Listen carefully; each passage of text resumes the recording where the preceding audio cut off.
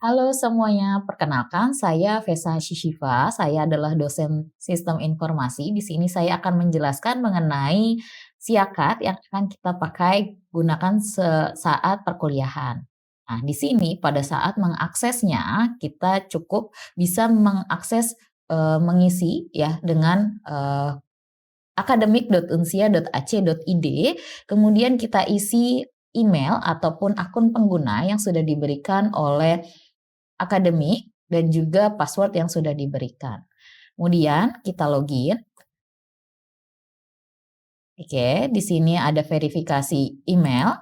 Kemudian kita bisa masuk pada sesi dosen, di mana pada sesi dosen ini ada beberapa menu yang bisa kita pilih. Di antaranya ada menu beranda, kemudian ada menu bimbingan, ada jadwal, dan ada perkuliahan. Nah, pada menu bimbingan di sini ada sub menu lagi, di mana ada menu konsultasi, di mana menu konsultasi ini kita bisa berinteraksi antara dosen dan juga mahasiswa bimbingan akademiknya, kemudian ada pembimbing akademiknya di mana kita sebagai dosen kita memonitor KRS dari mahasiswa akademik yang kita bimbing. Kemudian ada submenu proposal tugas akhir di mana kita bisa mengelola mahasiswa-mahasiswa yang menjadi bimbingan tugas akhir. Kemudian ada daftar tugas akhir ya di mana berisi progres dari pengerjaan tugas akhir yang dilakukan oleh mahasiswa. Kemudian ada kegiatan pendukung di mana untuk memonitor kegiatan dari mahasiswa yang berada di luar akademik. Nah, di sini bisa kita lihat ya pada menu konsultasi di mana ada list mahasiswa yang sudah memberikan chat ataupun memberikan diskusi terkait apa yang ingin didiskusikan. Contoh di sini ada yang berdiskusi mengenai IPK, kemudian pengisian KRS, konsultasi KRS, dan lain sebagainya.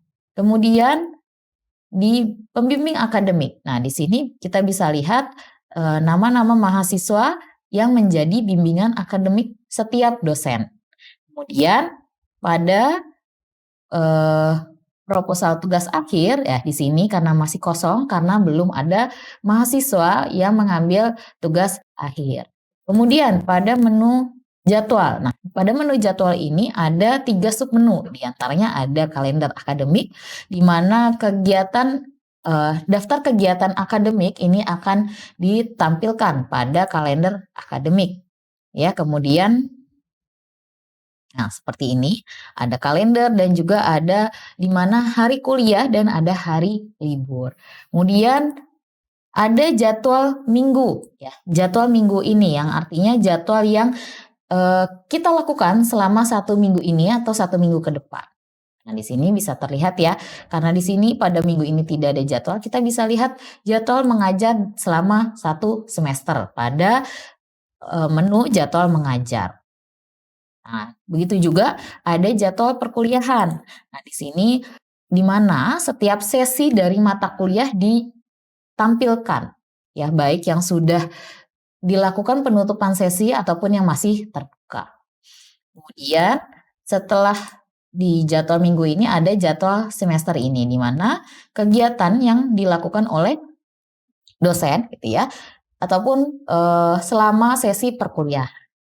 Kemudian di perkuliahan ada pembelajaran, ya ada menu e-learning ataupun LMS (Learning Management System) pada kelas Edlink. Kemudian ada daftar mata kuliah, kemudian ada kelas kuliah ataupun referensi SKS mahasiswa dan juga ada menu berhenti studi yang dimana memonitor mahasiswa yang mengajukan cuti ataupun mengajukan berhenti kuliah.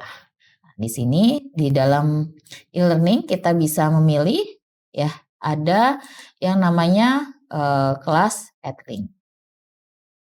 Ya, di sini bisa dilihat bahwa ini adalah kelas-kelas yang pernah diampu oleh masing-masing dosen. Ya, jadi ada kemungkinan antara dosen satu dengan dosen lainnya akan berbeda.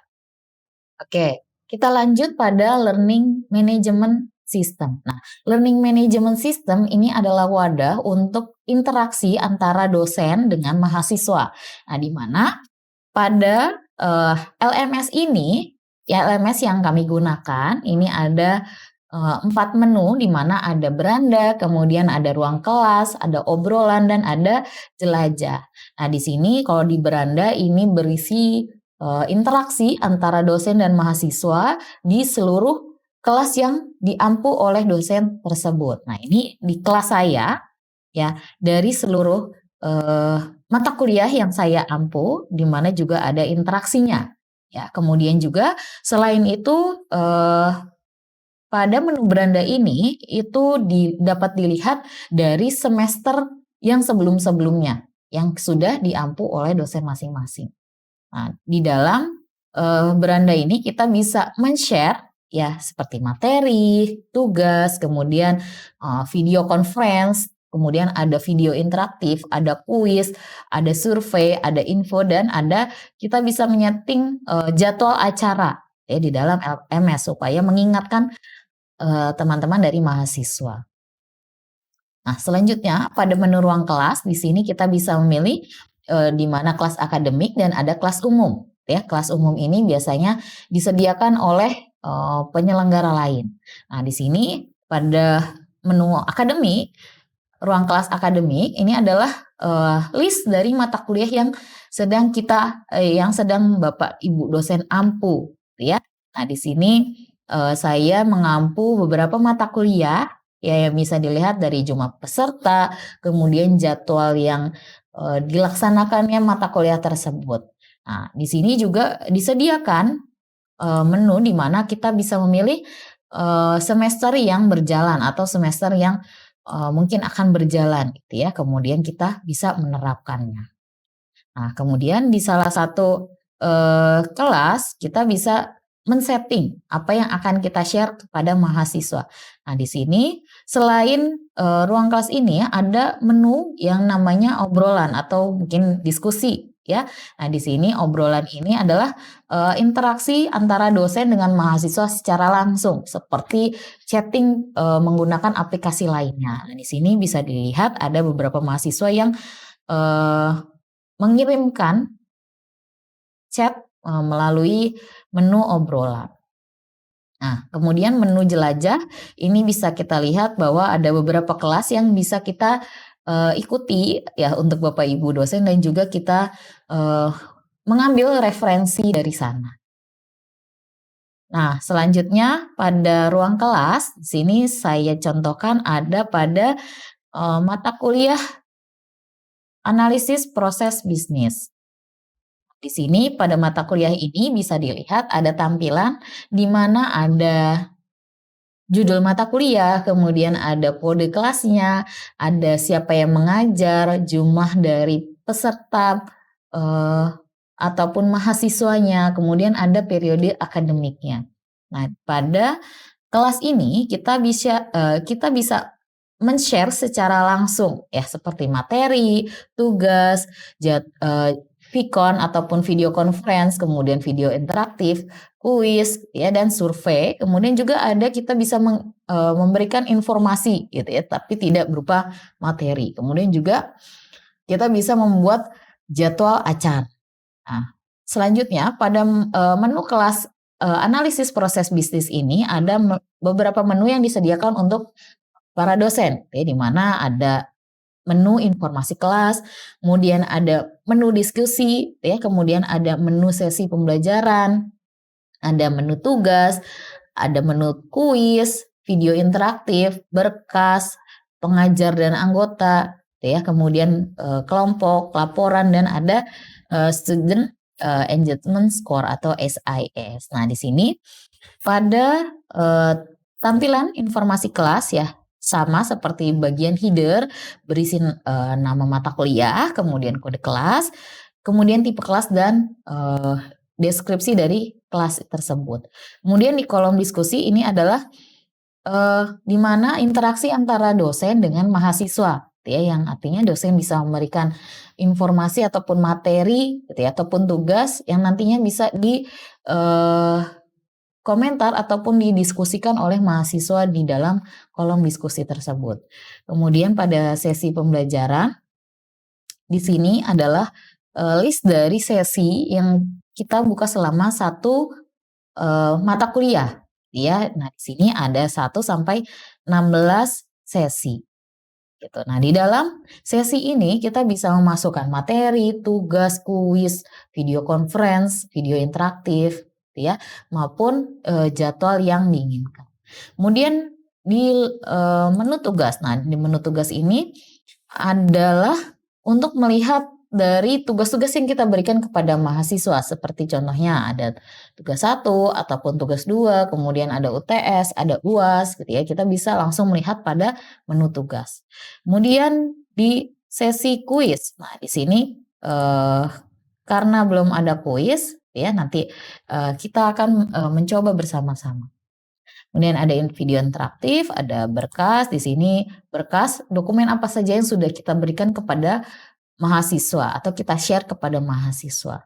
Kemudian di menu pengajar dan anggota di sini adalah list dari nama-nama mahasiswa yang mengikuti kelas kita dan siapa pengajar yang ada di dalam kelas tersebut.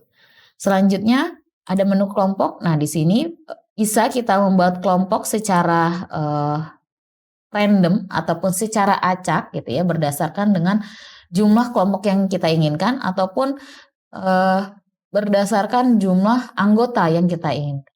Di sini ada 2 pilihan, ada sistem otomatis dan ada sistem manual. Nah, kalau manual ini kita sudah menerima informasi kelompok, nama-nama kelompoknya, kemudian kita inputkan. Kalau secara otomatis maka sistem yang akan mengenerate secara langsung.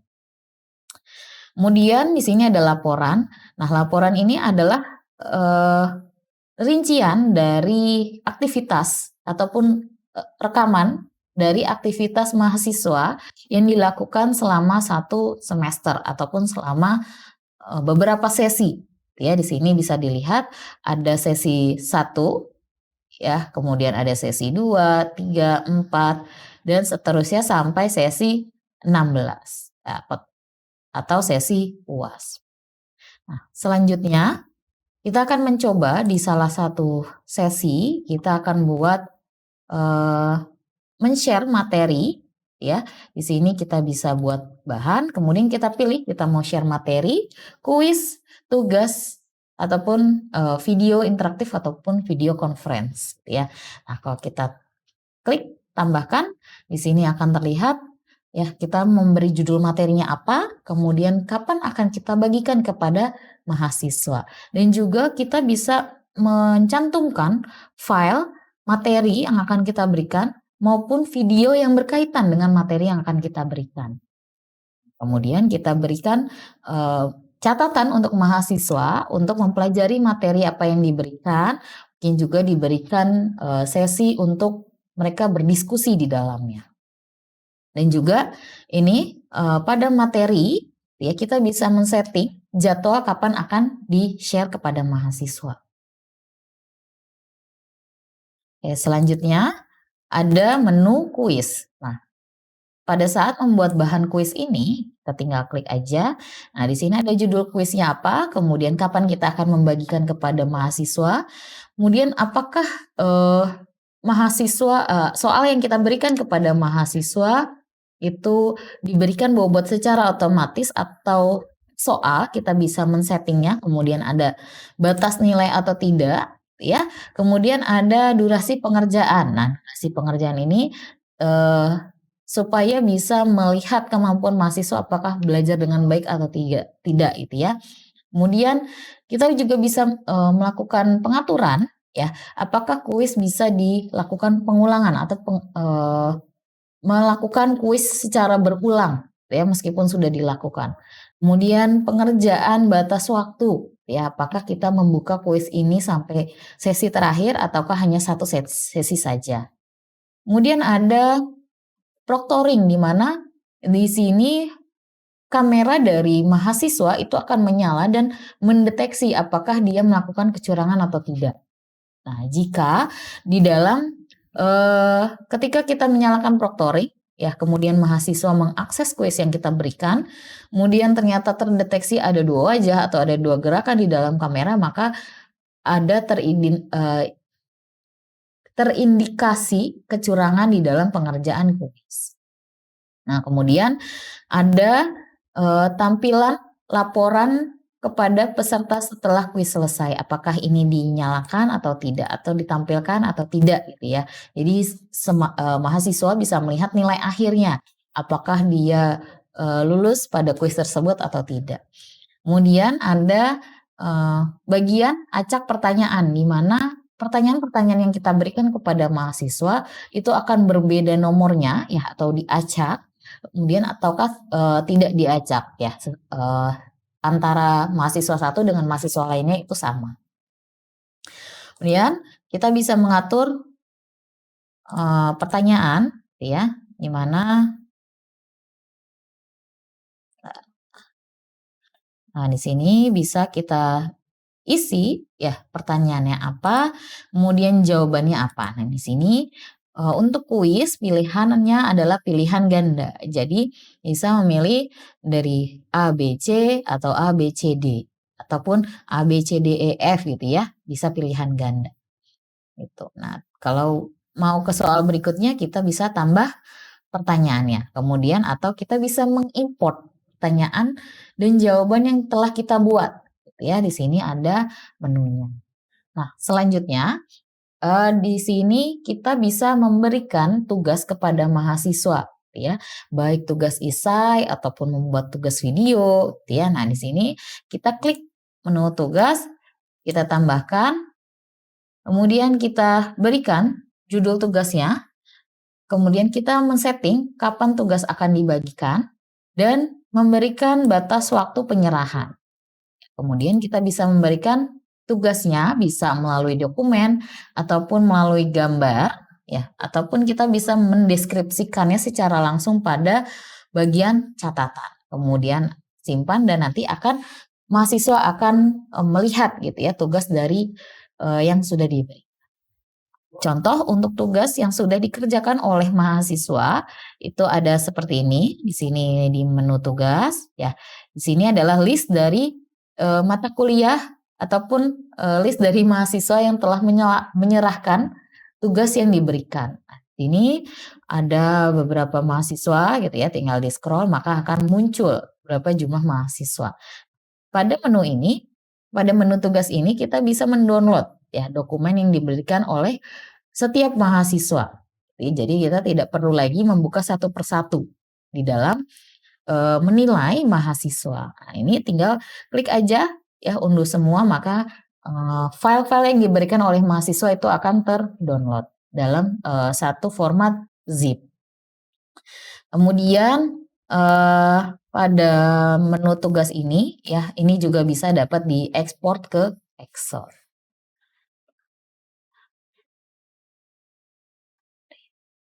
Selanjutnya, tadi sudah disampaikan ya di dalam pada LMS ini ya Bapak Ibu dosen juga bisa melihat mahasiswa yang aktif di dalam LMS dan mana yang tidak aktif di dalam LMS. Nah, ini ada pada SES atau Student Engagement Score. Nah, ini tinggal diklik aja. Nah, di sini bisa terlihat ya berapa jumlah mahasiswa yang mengikuti kelas kita dan mana yang mahasiswa aktif, tidak aktif, kurang aktif dan sangat aktif. Di sini bisa kita lihat jumlah dari persentase per mahasiswa itu dalam mengakses ataupun kegiatannya di LMS. Ini kita bisa merange gitu ya, seberapa banyak yang tidak aktif dan seberapa banyak yang aktif. Nih bisa terlihat, oh ternyata Mas Hanif Mukoffa ini ya mengakses LMS ini lebih sering ya, dan juga memberikan interaksi diskusi di dalam LMS. Seperti itu. Nah, pada kolom diskusi ini kita bisa melihat secara keseluruhan diskusi yang dilakukan oleh dosen maupun mahasiswa, baik dari sesi 1 sampai sesi 16. Nah, di sini bisa dilihat ada diskusi-diskusi yang dilakukan oleh dosen dan juga mahasiswa. Baik, selain itu di dalam menu LMS sendiri ada menu khusus yang disediakan oleh LMS ya untuk Bapak Ibu dosen, di mana seperti menampilkan foto ataupun menyambungkan drive gitu ya dengan akun lain, kemudian ada pengaturan untuk mengubah password gitu ya, ini disediakan. Sini bisa diklik aja pada bagian kanan ya, di mana ada menu profile, ada sambungkan akun, ada media library, kemudian ada user guide, kemudian ada pengaturan. Nah, di sini kalau di menu profile kita klik ya, maka akan terlihat nih seberapa banyak sih dosen memposting, kemudian seberapa banyak dosen menugaskan tugas kepada mahasiswa. Kemudian kelas mana aja yang sedang diikuti oleh dosen tersebut gitu ya, dan juga postingan-postingan yang sudah posting oleh dosen. Kemudian dalam menyambungkan akun, nah di sini pada penggunaan LMS ini ada wadah di mana ketika kita eh, pada memori yang sudah diberikan ternyata sudah penuh gitu ya. Di sini media library, ada media yang diberikan oleh LMS, ada media yang disediakan oleh universitas, dan ada yang disediakan oleh sendiri. Jadi menyambungkan akun pribadi Google Drive kita gitu ya dengan akun LMS ini gitu. Jadi ketika kita merasa penyimpanan pribadi di dalam LMS ini sudah penuh dan juga penyimpanan dari perguruan tinggi sudah penuh, kita bisa menggunakan akun pribadi Google Drive. Kemudian di dalam menu pengaturan ya, di sini bisa diatur data diri, kemudian nomor handphone gitu ya, kemudian mengubah kata sandi gitu ya, dan juga mengintegrasi antara Google Drive dan Google Meet gitu. Dan juga ada satu menu penting yang bisa diakses oleh Bapak Ibu dosen, yaitu di mana pemberitahuan ya dari semua kegiatan ataupun dari semua aktivitas yang dilakukan oleh mahasiswa di dalam LMS. Ini akan terinformasikan atau ada pemberitahuannya gitu ya ke dalam LMS Bapak Ibu dosen ya. Bisa dilihat di sini ada beberapa mahasiswa yang menanggapi dari postingan yang Bapak Ibu dosen lakukan. Kita langsung aja di mana membuat menu Vicon untuk interaksi kita dengan mahasiswa. Nah, di sini pada klik buat bahan, kita klik video conference. Nah, kita sesuaikan judulnya video conference analisis proses bisnis. Nah, kita bisa share kapan akan dibagikan dan kita bisa memilih apakah menggunakan Google Meet ataupun Zoom. Nah, di sini kita akan menggunakan Zoom, kemudian kita simpan. Nah, nanti akan ada muncul seperti ini. Kemudian kita bisa langsung klik mulai conference. Nah, selanjutnya kita memulai video conference ya. Kita di sini sudah kedatangan salah satu mahasiswa dari program studi Sistem Informasi, ada Mbak Vika. Halo Mbak Vika.